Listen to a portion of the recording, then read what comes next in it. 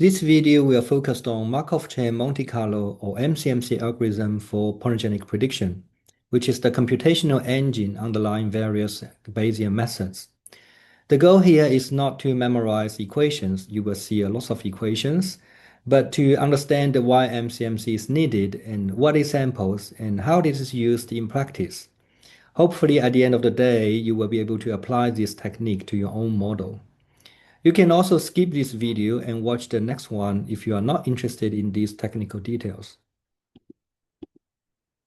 So let's start with the Bayesian multiple regression model. Here, the phenotype is modeled as the linear function of the covariates, SNP effects, and residual errors.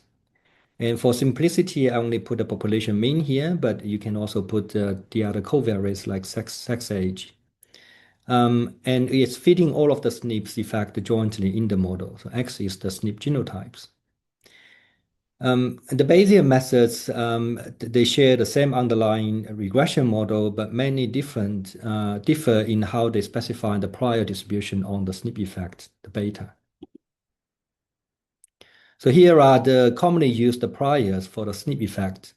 They range from a simple normal distribution to mixtures that allows many SNPs to have exactly zero effect or multi-component mixtures. And this zero normal mixture, or known as spike and slab prior, is particularly important because they explicitly model sparsity in the genetic architecture. And when we extend it to multi-component, we usually also include this zero component in the model to enable sparsity. So we use the Bayes theorem to combine the likelihood with this prior knowledge to derive our posterior distribution. And our target is to obtain the joint posterior distribution of the SNP effects and all the other model parameters. Then we can use the posterior mean as the point estimator and the posterior variance to quantify the uncertainty in estimation. Let's look at the spike and slab model as an example. I call this model Bayes C in the video. So in Bayes C, the prior assumption for the SNP effect is that with probability pi, the SNP effect has a normal distribution with mean 0 and the variance sigma square beta. And with probability 1 minus pi, the SNP effect is 0. So this pi value captures the degrees of polygenicity, and the variance controls the magnitude of the effect. We can write out the expression for the posterior mean for the SNP effect, but this expression, as you can see, is quite complicated, involving the mixture distribution and multiple integration. So unfortunately, we cannot solve the posterior distribution directly. And this is the same issue for the other parameters. And also, these parameters independent on each other, so that also adds to the complexity. We need a numerical methods to explore the posterior distribution, and this is where the MCMC come in to help. So what is MCMC? MCMC first, it constructs a Markov chain. So this generates a sequence of samples where each sample depends only on the previous one. And this is known as the Markov property. Monte Carlo refers to the use of the random sampling to approximate integrals and expectations. Combining these together over time, this Markov chain would explore the target posterior distribution and generates posterior samples. And we will use the Monte Carlo methods to summarize the posterior samples to make posterior inference. Gibbs sampling is a special case of MCMC, and it's commonly used because of the mathematical convenience. Instead of sampling all parameters at once, Gibbs sampling samples each parameter conditional on all the others. And let's take two parameters as example. Say we want to sample the joint distribution for x1 and x2, and it's a little bit difficult to sample them together. So instead, what we do is Conditional x2, we sample the value for x1, and this is easy to do because it becomes the univariate distribution. And once we have the sample value for x1, uh, given that we sample the value for x2, and if we do that iteratively, at the end we will come to the posterior distribution, even though we might start far away from that. But know that in contrast to the optimization problem, we don't stop in there. We still we keep the sampling going to obtain the sampled value for the joint posterior distribution. So you can imagine that the key requirement here is we need to derive these conditional distribution, that x1 conditional x2, and the distribution of x2 conditional x1.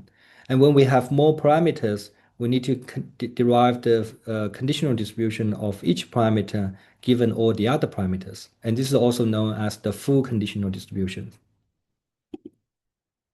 So back to our base C model, to run Gibbs sampling, we need to derive the full conditional distribution for each of the parameters in base C model. And these parameters include the population mean, the effect of each SNP, the variance of the SNP effect, pi mixing probability of the SNP effect, and the residual variance. And once they are derived, the algorithm is straightforward to implement. Okay, so how to derive the full conditional distribution for these parameters?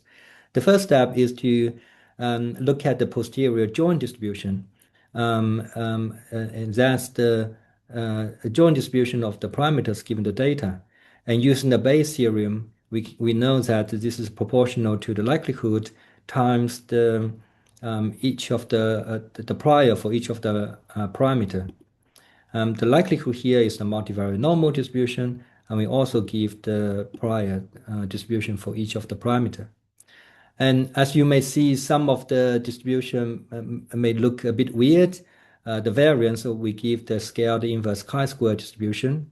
We did that mainly for mathematical convenience because these are known as the conjugate prior. If we use this prior, the full conditional distribution would have the same family as the prior, so it's easy to sample from. So here we just write out the full mathematical expression of the posterior joint distribution. This is the likelihood. This is the mathematical expression for each of the prior. And we are now ready to derive the full conditional distribution for each of the parameter. So let's start with the simplest parameter, the population mean mu. To get the full conditional distribution, all we need to do is to stare at this joint posterior distribution and find out which terms involves mu. And we can drop out all the other terms that do not involve mu because conditional on all the other parameters, these terms becomes a constant. And as you can see, mu only present in the likelihood part because a flat prior was given to mu. So now we drop out all the other terms that do not involve mu. That's what we have for the expression. And you may recognize that this is the kernel of the normal distribution, which is mean and this variance.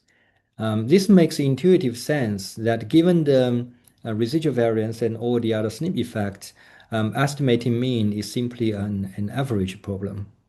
And this is the same as the maximum likelihood estimate, and because the flat prior was used. And next, let's derive the full conditional distribution for sampling the SNP effect. And we sample each SNP effect conditional on the others. So this is also known as the single-site Gibbs sampling. For a given SNP J, the SNP effect only presents in the likelihood and also the prior of the self.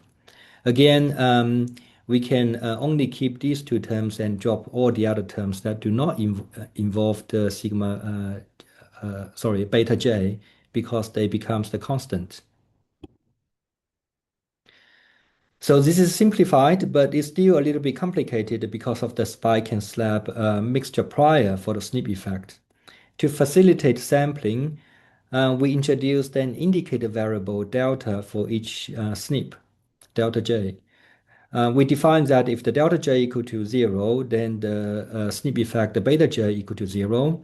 And if the delta J equal to 1, then the beta J has the non-zero effect, and that comes from the normal distribution. So this reparameterization is instrumental for sampling the SNP effect. Okay, so if the delta equal to 0, beta j equal to 0, if the delta j equal to 1, then we can work out the full conditional distribution for beta j is the likelihood times its prior, which is a normal distribution, and it turns out its full conditional distribution is also a normal distribution with its mean and the variance. And you may find that the mean of this normal distribution is similar to the BLUP or rigid regression estimate after removing the effect of the population mean and all the other SNP effect from the phenotype. And indeed, the full conditional distribution of a SNP effect is a normal distribution centered at the BLUP estimate. And this sampling process resembles BLUP, but it's done SNP by SNP. And it also naturally accounts for the uncertainty because we are sampling from this distribution with this variance. Next, we sample the indicator variables. And to improve mixing, we sample the indicator variable delta J unconditional on beta J. That means we need to integrate out the beta J from its joint distribution. In other words, we sample delta J and beta J jointly. This improves the convergence of the MCMC chain. And that's the main reason why we did it this way. So from the full conditional distribution for the delta, we can see that this is um, um, proportional to the likelihood that marginal to the beta j as we integrate this out and times the prior for the delta j. And at the end, we can calculate the probability delta j equal to 1. And this has this expression. And this probability is also known as the posterior inclusion probability. And that computes the probability of the SNP has non-zero effect given all the other SNPs. And at the end, this can be used for fine mapping. Then let's look at the sampling of the SNP effect, the variance. And it's the same process. We go back to the posterior joint distribution and look which term involved sigma square beta. And now you may find that the variance only presents in the SNP effect distribution and its own prior distribution. And indeed, this SNP effect variance connects to the data only through the SNP effect. So once we know the SNP effect, this does not connect to the likelihood. So we can again drop the other parts, and we have this expression. It depends on the SNP effects across all of the SNPs, and we can work out that conditional on the current SNP effect, this variance follow a scale inverse chi-square distribution. And there's no magic here. We know that the reason we chose scaled inverse chi-squared as a prior is because we know this is the conjugate prior and full conditional distribution has the same form. And this is the degrees of freedom for the updated degrees of freedom and updated scale parameter for the inverse chi-square distribution. And you can see that this degree of freedom is updated by the number of SNPs with non-zero effects in the model. And the scale parameter is updated by the SNP effect square. And this has a positive parameter space. So this is a natural way to constrain the parameter space for the parameter of interest. And last, let's look at the full conditional distribution for the polygenicity parameter pi. And this pi determines what fraction of SNPs are expected to have non-zero effect.